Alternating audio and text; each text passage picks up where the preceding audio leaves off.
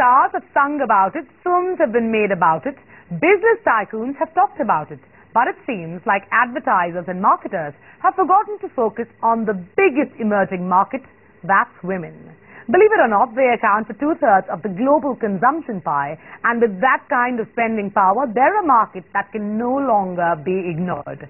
Sarah Kapoor finds out where marketers are going wrong when reaching out to this biggest emerging market. Across the globe, women are the biggest emerging market in the history of the planet, more than twice the size of India and China combined.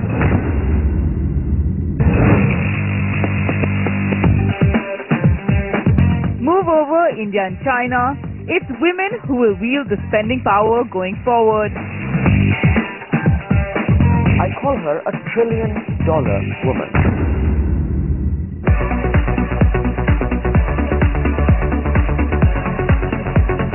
She controls $12 trillion of annual discretionary spends, 2/3 of the total consumer spending pie, and both in developed and emerging markets, she makes majority of the spending decisions. In food categories, 92% of decision making is made solely or shared equally by women. In the health and beauty segment, that number goes up to 96%. And even in categories where women aren't considered to be big spenders, such as consumer durables, automobiles, and financial services, the numbers still stack up at around 50%. But are marketers and advertisers paying attention to this ever-growing market? No single brand across the planet consistently executes on the way women love to see things. They don't.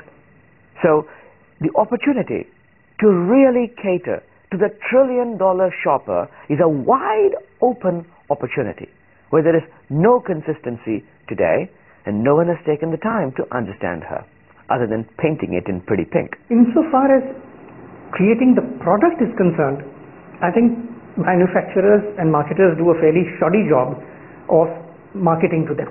I think the way in which it is addressed is at a very, very peripheral level. I don't see too many products being tailored in terms of the service, in terms of the software, or in terms of the features to specifically cater to women.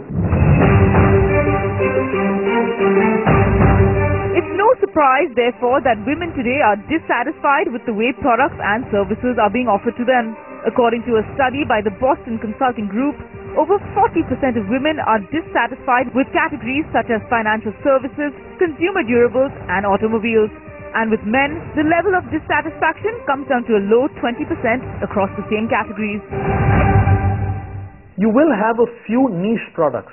So I can give you names of international banks and the odd one in India too, where you will have products targeting women. But will you see money power behind it? Will you see advertising power behind it? Will you see marketing power behind it? I'm not too sure I've seen that. It will remain niche or it may remain a one-off. So ask any auto company, they will say that the target group is largely male, and that's true. But since the number of women buyers are increasing, we need to actually look at our products and say, what are the product changes that a woman would want? One of the biggest mistakes, especially for women buyers, which marketers normally make is that they brand women one category. And I think that's a mistake commonly made by marketers all across not only our India but also across the world. The women want, for a notebook, they want to use it as an accessory. So we want to give them a stylized options. We have a lot of fascinating colors. Let's say pink, green, orange, blue. So women wants to kind of carry the product which showcases their personality.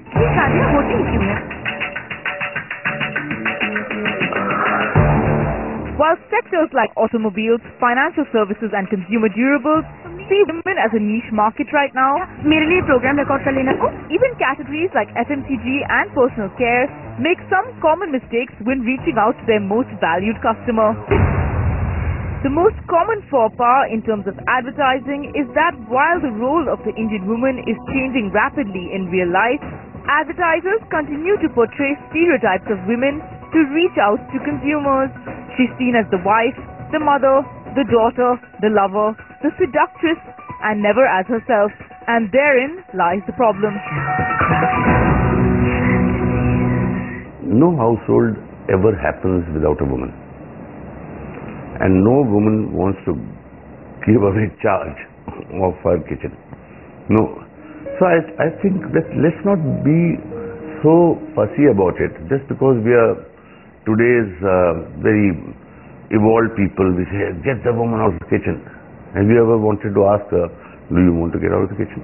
It's probably because we're not listening to women enough, and I don't think products are saying let's start with women first, or can we get an equal point of view. It's coming from what someone told you before, or where advertising was before, or where marketing was before.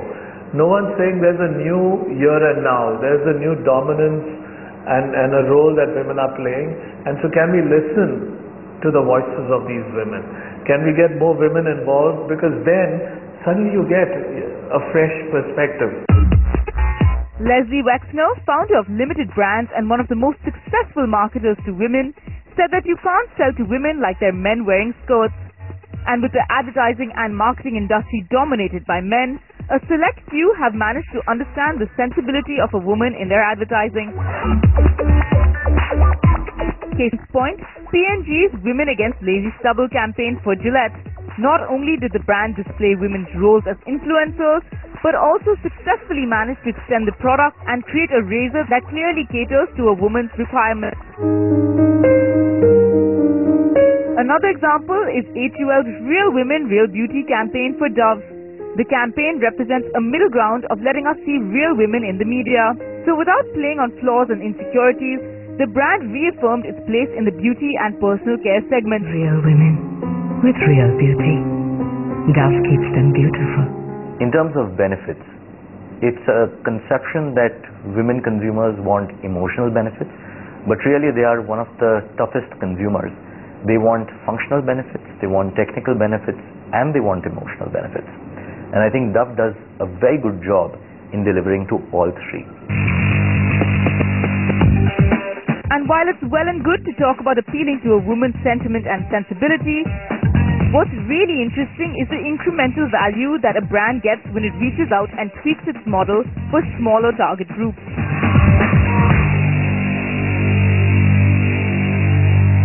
Across categories, you can see lifts of as much as 2% for an entire category and as much as 7 to 8% for a particular brand, right? Now, depending on how big your footprint is, how big your volume is, these could translate to hundreds of millions of dollars. Brands and companies who have really focused on the woman consumer and then researched and developed products for them have witnessed growth of at least twice the industry average. One company that has realized the need to do its R&D and tweak its model to better suit a consumer like me is Maruti. There are features like better maneuverability, there's a space for me to keep an extra pair of shoes, and even my most precious possession, my handbag. Niche buyers of cars like this have made up as much as 7% of all of Maruti's mini car sales last year, and that number has been getting bigger and bigger year on year. And 2012 is poised to see a lot more of this kind of customization, as marketers have finally realized that it is us women who are the biggest emerging market, bigger than India and China put together.